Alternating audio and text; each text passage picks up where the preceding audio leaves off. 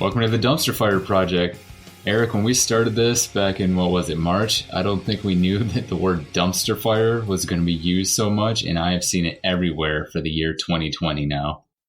I'm glad that you mentioned that. I totally forgot, and I see it on the news. I'll be watching the news, and they'll literally show a dumpster on fire, and I'm like, hey, wait a minute. Is there any way we can market that somehow? Yeah, I literally, right. The cookie store, the bakery down the road made these cookies, and it was literal dumpster fires, and it just said 2020 underneath it in icing. Hey, when you're right on branding. Yeah, Google the Dumpster Fire Project, and we're the worst out of all of them. Oh, good times. So we got a unique episode tonight. We're going to try something different. We're going to talk about 5 key resources that we use to help support our business, get it started, inspire us. Erik's going to share 2. I'm going to share 2. And then we're going to talk about one that we both agree on. So go ahead and take it away with the first one. That's right. So my first key resource, and what we're talking about here is things that helped us for me, it's not only helped start my business, as if you follow the Dumpster Fire Project, you know that we're not experts. So these are things that, and there's a lot more than 5, but my first one, don't want to get off topic already. My very first one, key resource, and this is going to be a great one if you're starting out and you need that kind of kick in the ass to get moving, or it's good when you get stuck. I still go back to it quite a bit. And that is Crush It by Gary Vaynerchuk, his first book. He's got one called Crushing It that came out, I think, a year or 2 ago. Crush It's his original. So some of the information's a little bit dated as far as the social media content goes. But the reason that I picked it, and I got 3 kind of topics, 3 reasons why. So first of all, Gary V's kind of huge, and if you're an entrepreneur or you're doing something similar to what we are, I'm sure you run into him on his YouTube videos. But in this early book, you kind of get a look at his story and kind of his background. So it lends credibility to his story, at least in my opinion. He talks about building Wine Library, in the early 2000s when YouTube was a brand new platform, how he was able to transform his parents', liquor store essentially from a $3 million a year business into a $60 million a year business, based primarily on using the internet for his business. The second reason why I really like it is it teaches you about, it's 2020. And even when this book was written, I think around like 2010 or some of that time in that area, we live in a unique time period where we have the internet, and the internet's there to help you grow your business. And if you're not using it, then you're probably not going to be successful in the long term. So the book talks about finding your medium. So maybe you're, like myself, I kind of gravitated towards YouTube, and we're even putting our podcasts on YouTube. But maybe you're a writer and you want to start a blog, or maybe you're kind of new and you're really jumping into Instagram and TikTok, but it teaches you to find your medium. And once the book's theme is kind of centered around finding your passion, what you're good at, and what you love to do. And it literally can be anything. He's got stories from real people in the book that do the stuff that you would think is crazy. Like, I don't know, like we talked about making muffins in one of our episodes. I hate to keep bringing that up, but it could be literally like, I'm a muffin taster. And you think that's ridiculous, but you can make $100,000 a year on it if you follow the playbook in this book, because people have done it before. And then finally, the book, it's good it doesn't feed you a lot of the bullshit, get rich overnight kind of stories. It really tells you that this is a long process. You have to build your brand, and you have to have patience, and you have to be in it for the long run. He even talks about his own business and starting Wine Library, how he had hardly any subscribers for the longest time until it finally took off. So it teaches you that there's the patience aspect. Why I really like this book is because it's good inspiration. If you're thinking about taking the leap, if you're thinking about jumping in there, it's good to get you started, because you can see that other people have done it. And if you're stuck, it's a good thing to go back to give you some inspiration. And playbook gives you ideas on how to go forward. So if you're thinking about starting a business or a side hustle, or you're stuck, this is my first key resource. You got to read Crush It by Gary Vaynerchuk. Murray, we should also mention, we're not getting paid anything for these references. We're not doing Amazon affiliates. We're going to leave a link in the description below to all the resources that we talk about today. Yeah. So, number 2, what do you got for us, Murray? Number 2. So when I was thinking about starting my business, I knew I did not want to go back to the traditional schooling. So a lot of people go back for their MBAs, whatever that might look like. To me, that was just, it'd be like pulling teeth. I knew the day I graduated, I was done with that kind of learning. So I knew specifically I needed to go out, find the right resources to talk to, whatever that looked like. And nowadays, just with technology and all the online classes, I found the perfect master's class that taught me everything I needed to in the niche that I wanted to get into. I had heard the person talking on a podcast, and the master class is called The Foundation, and it's specific to helping people start SaaS companies, create apps, whatever it is. But that's only 50% of it. The reason I really like this is because it was very real and down to earth. And he focused on the emotional trials that you have to go through. You got to be mentally strong to handle this. It's okay to feel the wins and losses, and how you handle that, how you leverage that to actually build your business, how you can connect and communicate better with people because of it, while at the same time giving you the process and the playbooks to actually go after and build your company. And again, it's very similar to the Gary Vee story, where it's not overnight. Don't expect that. Could it happen? Yeah. Has it happened? Very few times. Sure. But that's why he focuses on the emotional side, because you're going to have to go through that in order to be successful. So for me, the number one thing I did was I found the master's class. Specifically, it was called The Foundation. But again, there's so many out there. There's so many online, and some of them can be a little pricey, but you have to think of it as you're investing in yourself, like you're investing in your future. Maybe cut back on going out to dinner once a week, or maybe, don't buy a new piece of apparel every week, but think of it as an investment in yourself. And it doesn't really feel like you're investing in something you don't care about when you're so passionate about it. That's why you have to make sure that you're finding that right niche or the market that you want to be in. So for me, it was finding that master class. Yeah. So what class in particular did you take again? So it's because I know that there's a lot. You're right. There's a ton of them out there, and it sounds like you really liked the one that you did. So if it's still available, we can leave a link in the description below to the particular one that you used. Yep. It's called The Foundation. When I exited it, they were changing up the structure a little bit. I would still highly recommend it, just based on, I'm sure the backbone of it is still there. I personally felt I got as much as I could out of it. But again, I was in it for a while. I even stuck around just to support the community and hear their stories and share some of mine. So overall, it was a really good experience. I left on good terms. I let them know that. So I'm more than happy to promote them. Again, we're not getting, we're not affiliated with these. We're not getting paid, but we're not getting paid nothing from nobody. We're paying a lot of money to do this podcast. So yeah, exactly. Hit that subscribe button. Yeah. But overall, it was a good experience. Good. So I got one other question to follow up on that. You mentioned you didn't want to go back to do the traditional schooling. As you can see, I would love to go back to college. Still wishing I was there. There you go. I maxed out my student loans. It won't let me back in. So if you're like me, even the master class is all you got left. And not letting me back in Kalamazoo.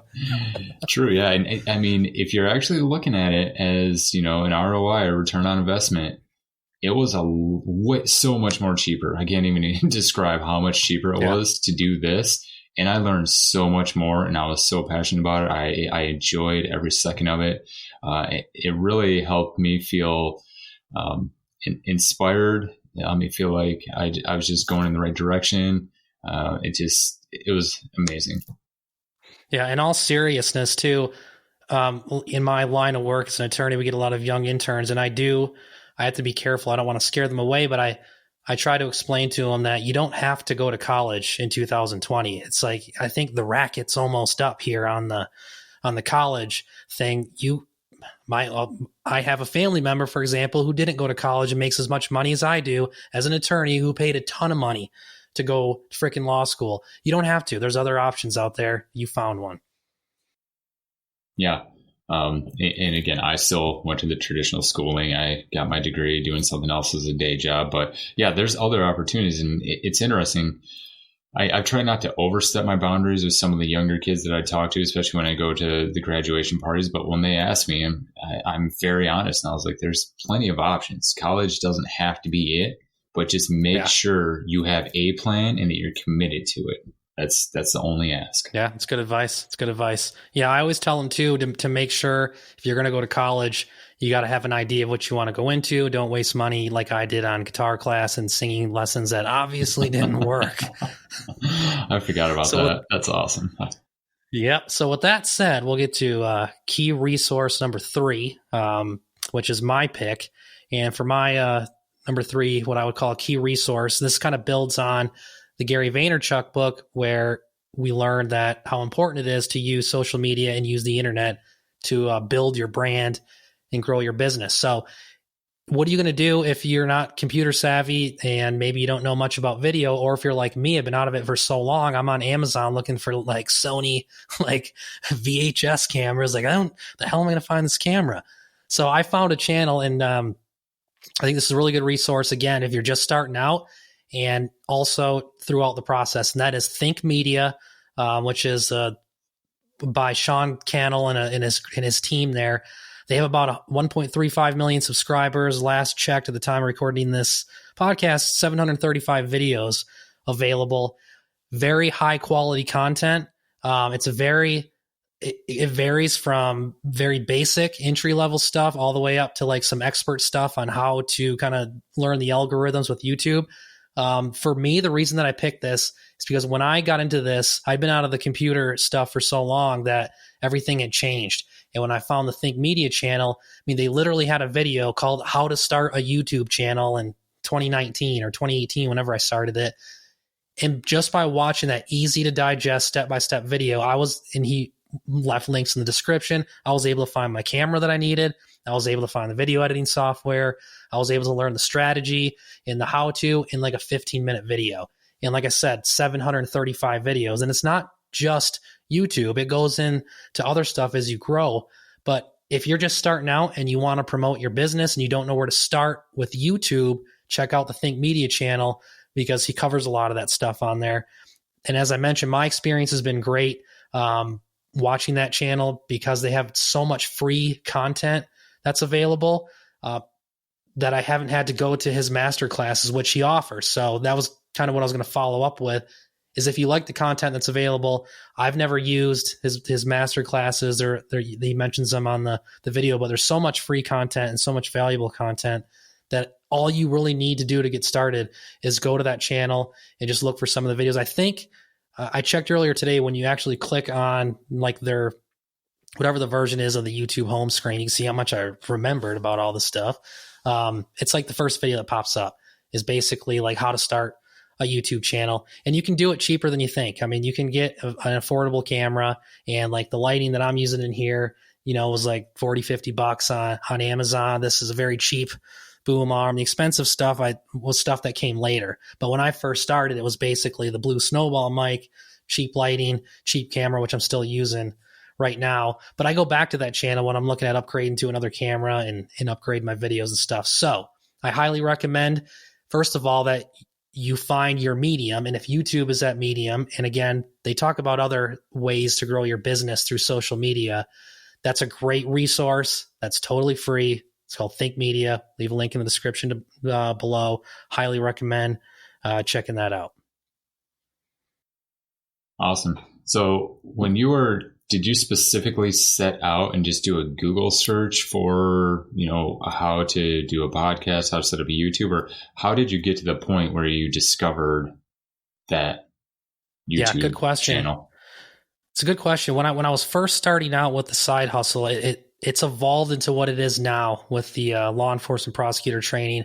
Initially starting out, I was just looking at, because I just read Gary Vee's book, and I was trying to kind of find my passion. And for me, I was really focusing on doing online content, just getting my stuff out there. So I think I had scoured YouTube. I saw a lot of bad videos, which you're going to find a lot of bad stuff, which is why I'm recommending this one, because I've already reviewed it. I know how well it is, and it's going to work well for you. But I remember watching a lot of stuff that just didn't resonate well. And I remember one day just watching one of his videos, and not only does it give you the play-by-play, the step-by-step, but just watching his videos and seeing how he does it, you're like, okay, I can kind of imitate what he's doing.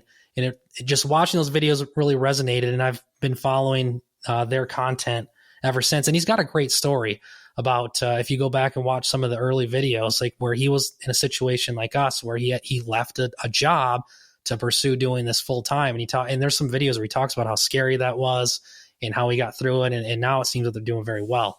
So yeah, it took a little bit to find it, but once I found it and saw their content, I kind of knew it was good stuff. And you got to filter through the crap. I mean, it's not all high quality stuff on YouTube. Obviously you found this podcast and,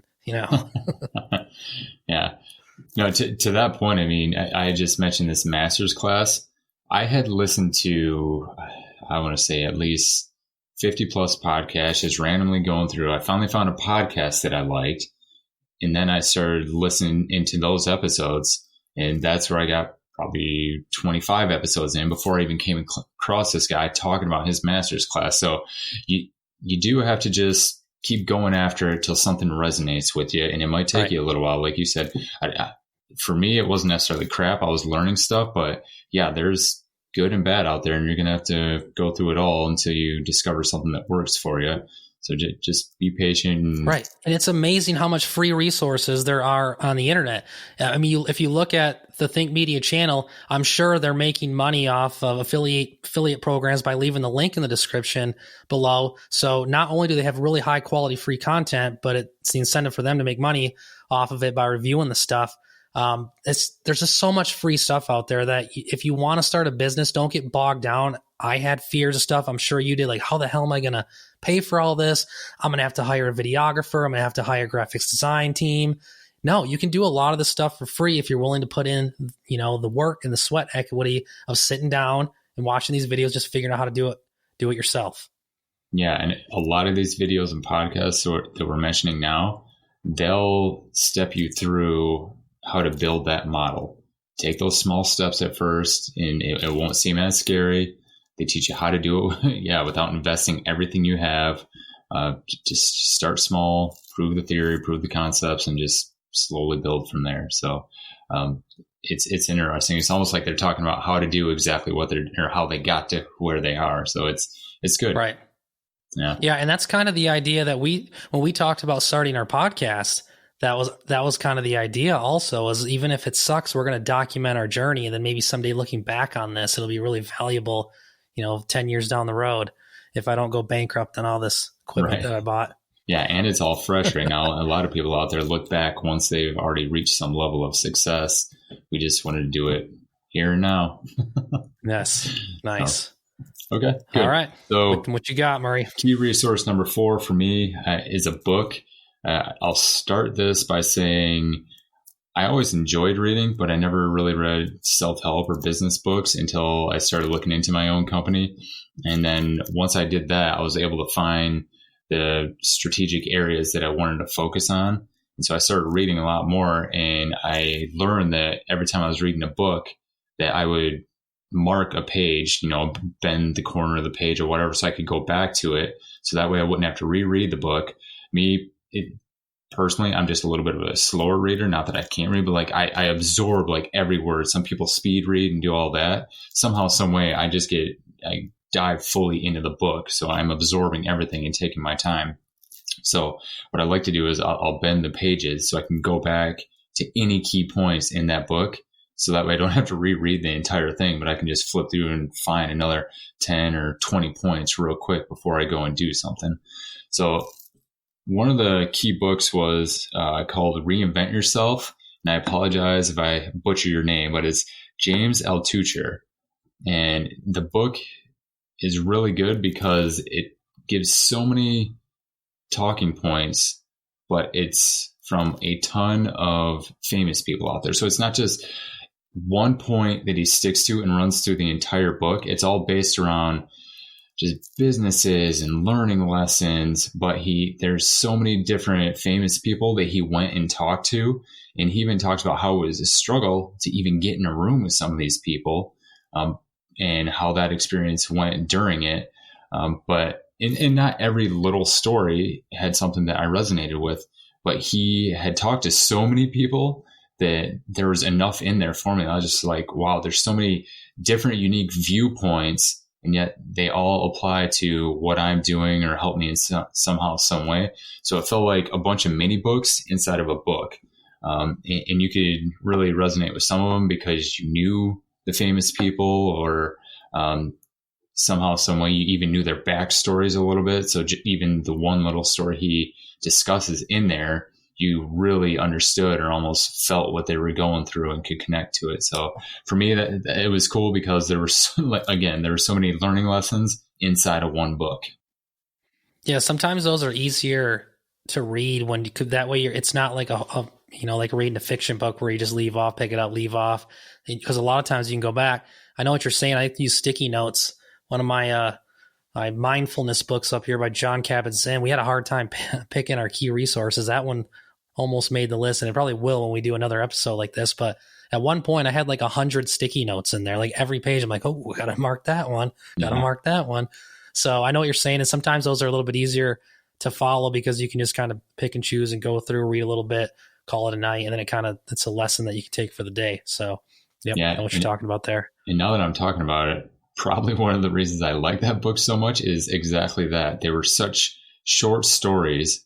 I could read one and stop and then just absorb it. Because I read slowly and I look at every little detail, I was able to feel like I accomplished something by reading a chapter, but they were shorter chapters and there was so much in there that I could learn that even if I wanted to, I could reread that short one really quick.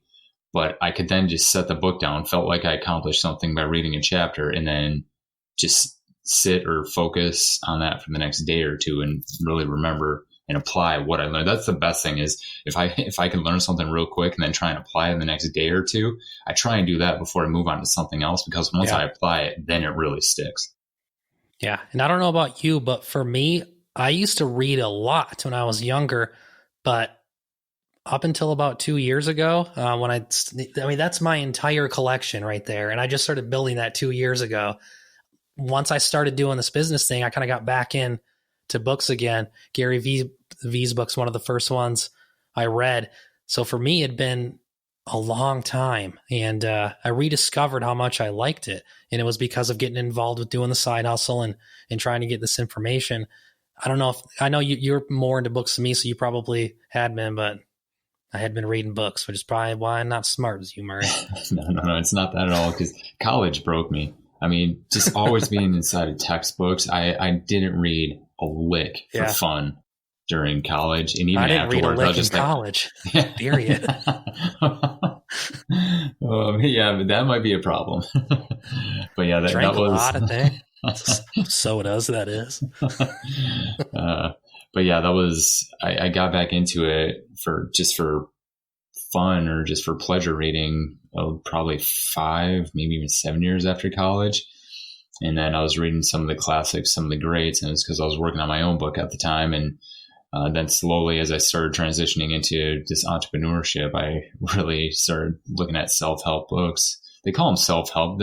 To me, they're business books, but whatever you want to title them. But that's where you can find them in the bookstore. And it's like, these are really cool because you get to learn and then go apply it. Nice. Yeah. All right. Well, we've been through 4 key resources. Now it's time for number 5. This is a little bit different. I think it fits. I think it counts. It's kind of more of an abstract idea rather than like something we could put a link to in the description below. But I think when we were talking about this before we started, you kind of explain it better than me. So I'll let you explain number 5 key resource. At least something in our opinion has been definitely key. Yeah, and that's going out and finding an accountability partner. And there's so many different ways to do this. If you can find one in person, whether, it doesn't necessarily have to be your best friend. I mean, Erik and I lucked out here, so I'm very thankful for that. But even if it's somebody... We've been together for a long time, Murray. Yeah. Long time. So even if it's somebody you met at a meetup group, or worst case, let's say, you don't know that many people or you're just an extreme introvert, do the online thing. So even the videos you were talking about, Erik, somehow, some way you can learn from that. And maybe depending on the ones you find, they'll give you a task at the end, and then you'll realize you need to do that before you move on to the next one. Or there's just a ton of stuff out there, like the master's class that I went to. They held you accountable They give you homework and they'd want you to finish that before you move on to the next thing. Now, technically you could cheat because it's all online if you wanted to and just do as many as you wanted to really quick. But the whole point was you're only hurting yourself at that point. That's why I wasn't getting graded. The only person I'm hurting is me. So if nothing else, I was holding myself accountable. Like I'm paying this money, I'm investing my time. Why would I skip anything? Or you can also do it through books or social media, anything on YouTube. Yeah. You can find inspiration. Yeah. There's a lot of groups you can join. There's a lot of for example, the area that I'm in with doing this essentially kind of a basically professional speaking, but training. There's a Facebook group that I'm a part of where everybody in the group is doing that. So it's nice to see what everyone's going through, what the struggles are, chime in. And even, for us, the way it conceptualized is that we do this podcast, and that's how we hold each other accountable. If we had, all right, we might as well say it. We kind of dropped the ball a little bit. We've been doing this for 6 months, and we both have been just killing it with our side hustles and putting in a lot of sweat equity. And we kind of forgot to book a guest for this week. And we held each other accountable. So we're going to get on here tonight. Tonight wasn't a great night for either of us to do this. I'm probably going to be up late doing this, but this is the kind of thing that holds you accountable, that keeps you doing it, and it keeps us on task. And if you have someone that you can work with like that, for us, the podcast really, no matter what's going on, going through COVID, when things got rough and it didn't seem like I was having any progress, there was always the podcast to go to talk about success, failure, and ways to get out of the rut. And I think that's something that you really should look into doing, is finding a partner or a group or being part of a tribe, not only that holds you accountable, but something that you can be a part of that'll help you grow when you get stuck in the rut. Yeah, very true. And I guess that's something we didn't necessarily touch on. We keep talking about accountability, meaning, are you making progress? Are you doing all this? But when you feel like you're a part of something, you also don't want to let them down. Or if nothing else, if you just feel connected, you won't get into those dark areas or those mental challenges as easy, because you're in a good spot. You're feeling successful or empowered or supported, whatever you want to call it. But it's a lot easier to just feel good about what you're doing because you feel like you're a part of something. And especially knowing that those other people are probably feeling the same thing too. So you've got that connection as well. Right. Yeah. Yeah. Highly recommend it. It doesn't have to be a podcast like what we're doing. This is just what works for us. Just talking to somebody. There's a lot of times where I'll have something going on. Since Murray's been doing it longer than I have, I'll just call him and run something by him. He's like, get the hell off the phone. I got trying to drink tequila tonight, and I'm over here bitching about what's going on. So it's nice to have that partner available. So Murray, that's 5 key resources. What would you pick if you had a gun to your head? You got to pick one. I'm not saying it's the best, but if you got to kind of go with one that you would say at this point in time has been the most helpful, that you would recommend the most, what would it be? Yeah, hands down, the masterclass. Even if it's not the specific one that I went through, that masterclass taught me so much. It was fun. It was the first time really I'd ever went through some kind of education and felt like I was enjoying it. And I don't mean that in a bad way for, my engineering degree or anything like that, but that just felt more like I had to do that to get to where I wanted to be, to enjoy it. Where this journey was enjoyable all the way through, learning it, applying it. Now I'm actually starting my own business and running that. So the entire process has been fun, and I got to do it, for the most part my way, because I did not want to go back to that traditional schooling. So hands down, my number one key resource is the masterclass. Wish you could what? I wish I could go back to. I want to go back to college. You want to go back to college for a different reason. Yes. Okay. No, that's a solid pick. I was kind of thinking that you may go there. My feelings are a little bit hurt that you didn't pick me, but the podcast does kind of suck. So I can see why you wouldn't want to recommend that. So for me, the one that I would pick, especially since you didn't pick the podcast, I'm going to go with, and this is kind of a hard choice because my runner-up is Think Media, because that's been such I could not have done my YouTube channel without it. But I'd have to go with Gary Vaynerchuk's book, Crush It. I highly recommend that anybody that's thinking about getting into being an entrepreneur, or anyone that wants to just start a side hustle, make a little money on the side, that stuff's gold. And you have to be careful. Gary Vaynerchuk's not one of those guys that you can copy. He's a unique person, but the strategy and the wisdom and the philosophy is there. And I can't tell you how many times I've been really stuck in a rut thinking that, and it kept convincing myself that this isn't going to work. And I'll read a chapter before I go to bed, and it's like, I can't go to sleep now because I'm all fired up about what I'm going to do the next day. So out of the resources that we mentioned tonight and these constraints, I would highly recommend that you read his book. And hopefully now he'll come on the podcast since we promoted his book, even though we're not getting paid anything. Well, there you have it. Yeah, speaking of that, we do have some good guests lined up, even though we didn't have one on tonight.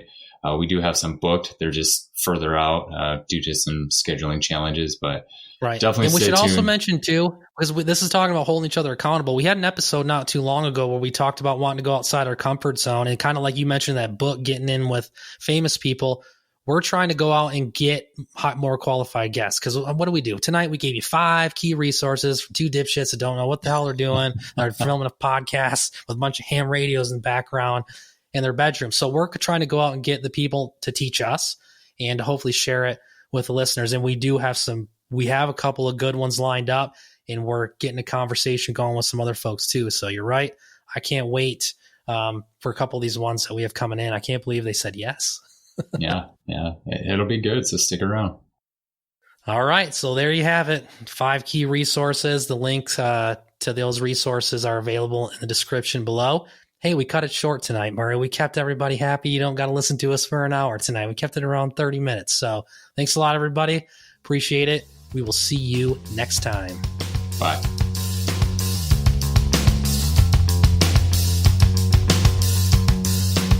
Hang on. Don't turn it off just yet. If you enjoyed the podcast, please consider subscribing. We'd love to hear your feedback. Let us know what topics you want to hear us talk about on here.